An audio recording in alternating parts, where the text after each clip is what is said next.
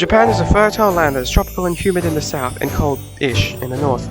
It has stunning landscapes ranging from beaches, mountains, plains, and forests, and enough bamboo to scaffold the Burj Khalifa 10 times over. Its documented history started in 660 BC, when Jomon, descendant of the sun goddess Amaterasu, took the throne and promptly named the place Nihon, or Sunrise Land, next to Sunrise Land and slightly south Sunrise Land.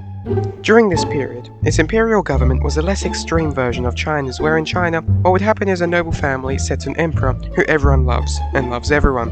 Soon they go corrupt, start money laundering, rebellions break out, offensive stuff is broken, and the emperor is killed. And a new noble family, or sibling, takes over. Rinse and repeat. In Japan, however, a noble family is elected emperor.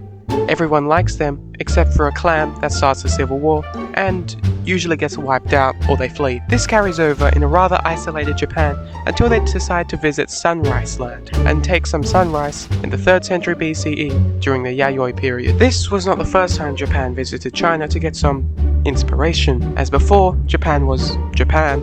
A large party of people ventured to China to take this idea of making words just like pictures, and thus impossible to write. They even have a paintbrush for it. You can't tell me that that is writing. Fast forward 1,200 years, and Minamoto Yorimoto decided this loop of imperial government was old, because since China and Korea became fully feudal, why can't Japan? So he made the samurai mainstream and took over the imperial Taira clan in the Genpei War. Now their emperor is still allowed to stay emperor, but was no longer in power and was simply dropped to figurehead status. You know when you present a group presentation and everyone thinks you did everything because you presented, but it was Dave all along. Oh no, Hojo, look who it is. Those nomads, led by Genghis Khan, who one day woke up and chose violence here.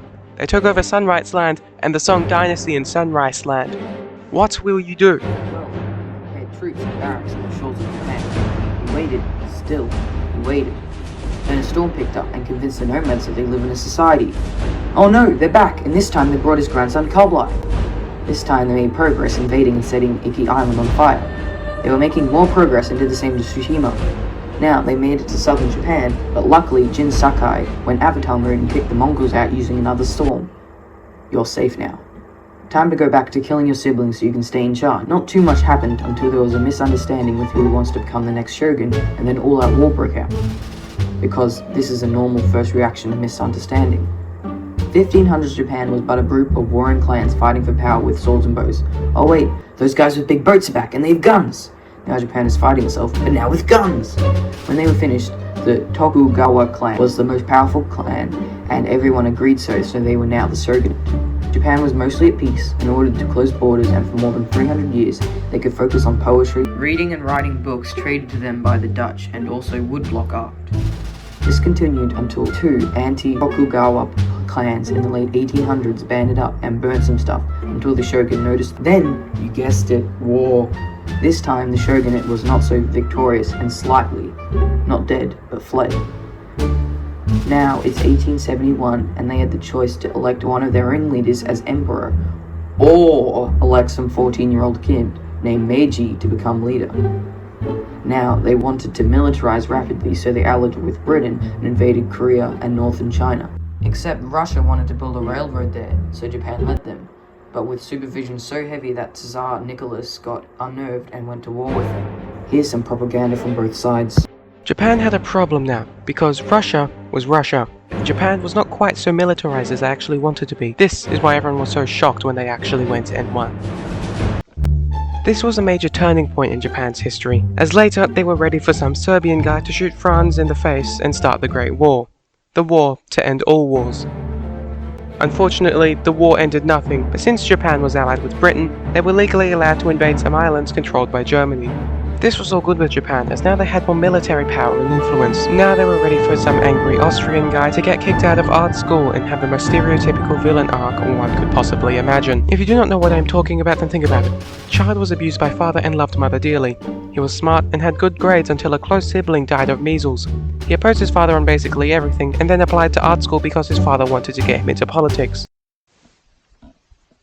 Kind of ironic, really, if you think about it. Here are some of his artworks. He got denied, had had a lot of spare time, and then he read some questionably anti-Semitic newspapers and developed some questionable ideologies regarding them. His mother died in 1907, and Adolf was devastated and ran from home, and when World War I came around, he grasped that opportunity, and without his father to stop him, because he was quite old by then. After the war ended, he got into politics. Yeah. Naturally, what he would do is propaganda his way to the top, and then get 18 million people killed and become a notorious war criminal, with his allies being helicopter hands and the newly rogue Japan under Emperor Hirohito. While Ben, Adi and friends fought in Europe, Japan focused on expanding in the Pacific, committing several war crimes in China, Korea, the Philippines, Indonesia, Guam, Singapore, Thailand, and also Darwin in northern Australia. Japan realized there was heavy American activity in the Pacific, and they needed to fix that, starting with Pearl Harbor. On the 7th of December 1941, Japan bombed Pearl Harbor and took countless soldiers and health workers hostage, forcing them to build railroads on, allegedly, a diet of 1 to 2 grams of rice per day. America, however, were researching a genocide bomb powered by uranium, and they wanted to use it as political ties with the Soviet Union were becoming untied. And they wanted to 1. Test it, 2. Intimidate the Soviet Union, and 3. Get an already surrendering Japan to surrender harder? You see, America was already sending waves of napalms in major cities, setting shops ablaze and killing countless civilians, which is a war crime. And it was August 6th when J. Robert Oppenheimer got to see his bomb used against mostly civilians and watched, devastated as his own country killed roughly 105,000 people with 2 bombs. This snapped something deep inside Oppenheimer's already haunting, regretful mind, leading him to make his infamous speech. I am become death, destroyer of worlds. He says this in an emotionless way, a lifeless manner of pure shame and regret. Japan changed their flag after World War II concluded. After the bombings, 2 industrialists by the name Masaru Ibuka and Akayo Morita decided to start producing radios as people were eager to stay updated on news. This, of course, made them lots of money, and later they expanded to speakers, the recently invented television, and soon this. Many other electronic bands followed suit and expanded their horizons like Panasonic, Casio, Toshiba, and Mitsubishi. This later established Japan as a figurehead in the electronic industry and caused Tokyo to go from this to this. Now, ideas are exploding like...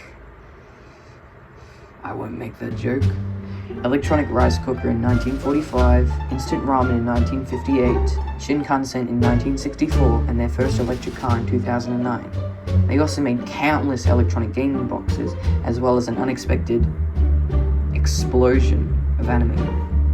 They also made the important decision of changing their flag again in 1999.